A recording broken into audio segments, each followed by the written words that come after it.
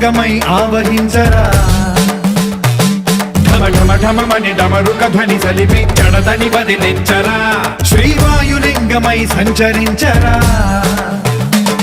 అడువడువడువున తన తనువున నిలిచి చలనమే కలిగించరా